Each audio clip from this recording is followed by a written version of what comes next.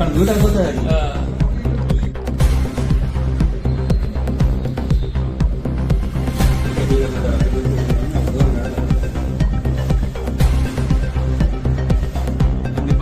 చూడగా